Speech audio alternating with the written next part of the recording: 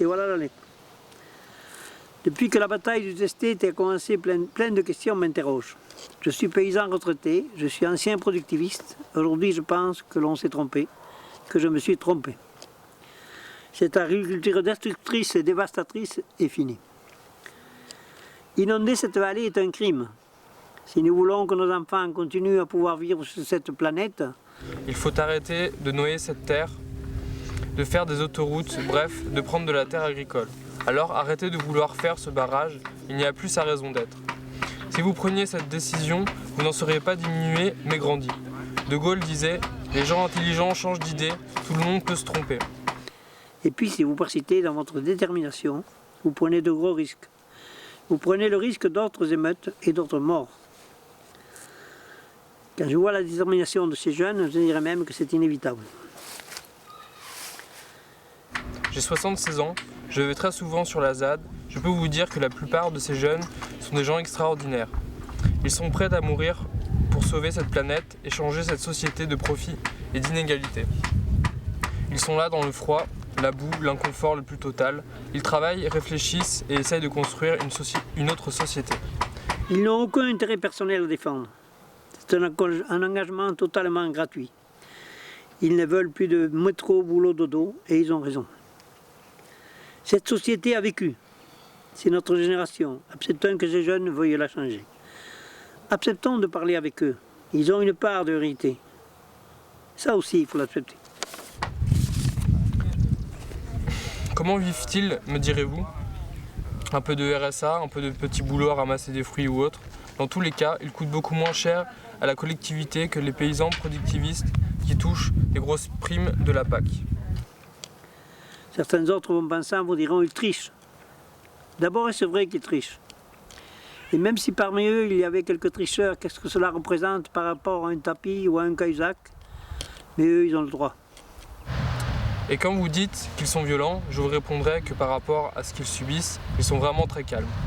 Serions-nous capables, nous, de rester calmes si l'on nous envoyait des gaz, des grenades, des flashballs à longueur de journée? Pour vous faire part de mon expérience, j'ai récemment été plaqué au sol par les gendarmes et pour que je ne parte pas, un de ces costumés a été désigné pour me garder. Personnellement, je n'avais pas tellement envie d'engager la conversation. Mais au bout d'un moment, c'est lui qui se met à parler. « Je vais quitter ce métier, me dit-il. » Et me voyant étonné, il poursuit. « On nous demande de faire des actes de plus en plus durs, je veux partir. » Mais rassurez-vous, il va en rester. J'ai rencontré aussi le chef, je lui ai dit « Nous ne sommes pas des brigands, nous défendons la nature. » Il me répond « Nous sommes ici pour faire respecter l'ordre et nous sommes aux ordres. » Quand ce chef m'a dit « Nous sommes aux ordres », je suis revenu 50 ans en arrière. C'était la guerre d'Algérie. Contraint et forcé, j'ai fait cette guerre. Nos chefs étaient aux ordres. Et quels ordres? Tués, torturés, brûlés, violés, ils étaient aux ordres. Le temps a passé, mais les ordres sont toujours les ordres. Et si demain ces messieurs ont l'ordre de nous tirer dessus avec des balles réelles, cela fera des morts. À la guerre, on nous disait, chercher à comprendre, c'est commencer à désobéir. Et tout cela m'a fait comprendre aussi comment pendant la guerre de 1945, la police de Vichy a pu faire des rafles que l'on connaît. Ils étaient aux ordres. Mon âge aidant, je vous encourage à ne pas continuer à braquer les gens les uns contre les autres. Personne n'a à y gagner. Si vous persistez, ce sera l'escalade de la violence, d'un côté comme de l'autre. Dans notre pays, si nos hommes politiques ne veulent rien changer, nous sommes plusieurs à penser que nous ne sommes pas loin d'une guerre civile. Hélas. Et notre petite échelle de citoyens tarnais, essayons d'éviter ce désastre. Pour ce faire, je vous propose de vous rencontrer et de préparer ensemble une rencontre de tous les tarnais de bonne volonté, politiques, collectifs de tous bords, zadistes, pour trouver ensemble une solution à ce conflit qui n'a que trop duré et qui a tué Rémi. Je vous salue.